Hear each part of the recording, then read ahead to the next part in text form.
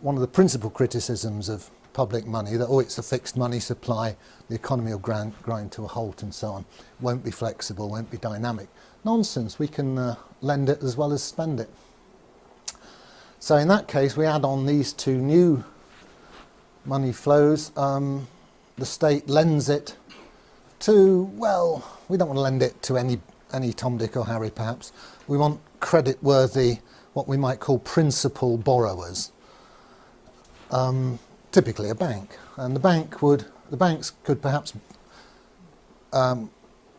participate in reverse auction. The state could say, well, here's 100 billion new money, we're going to lend it to the best bids. Okay, you guys submit your IOUs and we'll choose the best one. So it's a nice free market way of doing it. It has a side effect that wholesale interest rates are set by the market and so on. So don't get fazed by people saying that our money supply is fixed and inflexible.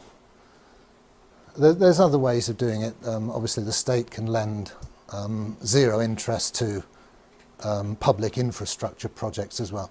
I'm just highlighting this because it's something I've been discussing with Bill Still, who's on the libertarian ticket, and he wants some free market answers to meet his critics.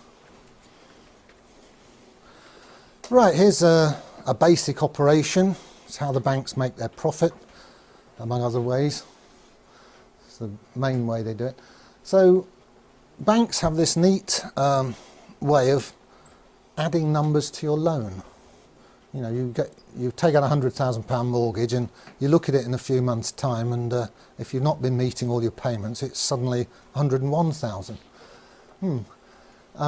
Conversely, all the people who are making deposits with the bank, they get some interest added to their accounts. Not much these days, and the difference between what's added to loans, what adds to the bank's assets, and what's added to the customers' deposits, which increases the bank's liabilities, that's called the spread and gives the bank a lot of its gross profit. It also, of course, charges fees and all sorts of other little niggly ways of getting money out of you. But basically the interest rate spread is their business model. The bank, as we've seen, have operating costs, same as everybody else, leaving a net profit. And this net profit is then distributed, some of it to the shareholders, some is retained, and banks, as they go on year after year retaining profits, that increases that shareholders' capital account on the balance sheet. The bank gets more valuable to its shareholders.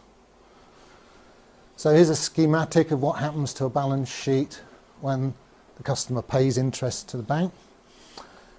Here's the balance sheet before assets. Remember that's all the loans and so on. Liabilities, all the customer's deposits. Here's a customer with some money in the bank. Unfortunately, the bank now is demanding that money from him as interest, and he pays it. What happens to the balance sheet? Well, the assets stay the same, all the loans. That money didn't get added to his loan, it was actually paid by him. Where does it go? Well, schematically it ends up in the shareholders' capital account here, which grows by that amount. Other liabilities stay the same. Obviously it goes through, in formal real-world accounting, will go through the profit and loss account, but profit and loss accounts are regularly reconciled into the balance sheet. So we can say schematically that this charge on the customer, the interest, is ending up to a first approximation as shareholders' capital. And remember, if you wind the bank up, this is perfectly spendable money. Yeah. Conversely, it's just when the bank pays a little bit of interest to a customer, well, here's the shareholders' capital account, and it shrinks and the customers get some new money. That's a liability to the bank. So it's just the opposite of the previous slide. There's the gross interest charged on loan. There's the interest paid back to depositor. The difference is the gross profit, which it's sort of a bit skew that it accumulates on the liability side of the bank's balance sheet, but all that means is that the shareholders have dibs on it, should the bank be wound up. Okay, I'll switch tack now to the basic structure of the UK banking system, which is a two-tier system. There's a bunch of banks, high street banks, Lloyds, HSBC and Barclays, etc. And the customers interface with those commercial banks. We deposit our money there and we take loans from them. Each of those banks has its own reserve account at the Bank of England, the central bank. As we'll see, the numbers here that the banks have on their asset sides have different qualities to the numbers here, the ones we get to use, or renter currency. We can't get our hands on the stuff there, unfortunately, although we own it, the bank. So here's a schematic of the two-tier money system. Here's us out here in the economy using what are called broad money numbers. Those ones that have been lent into existence, they're just called broad money. There's a lot more of them than what's called the base money, which circulates between the banks. Goes from one reserve account to another within the computers at the Bank of England. So, interesting points. The causality goes that way. We do all our business, run our economy, and then at the end of each day, behind the scenes, the banks do interbank settlement using these base money numbers. And very interestingly, there's no crossover between, there's no direct crossover between the circulation of these base money numbers between the banks themselves and the circulation of the broad money numbers which you and I get to use. That curtain puts a barrier between them. There are ways, there are conduits between the two. Technically, you can buy and sell gilts here, and you can buy and sell gilts here, and the banks can order physical cash here, and we can get hold of physical cash. But as regards the electronic money, that's more or less all of our medium of exchange, these two circulations are disjoint, they don't cross over. Mike Black is going to explain this more fully this afternoon, or later this morning, later anyway. So, here's the overall picture. There's the money numbers that we use. They come in and out of circulation as loans are taken out and repaid. Ambiguity, are they money or credit? Well, you can always have a good argument about that. To all intents and purposes, they're money. And they circulate with great complexity as we do our business.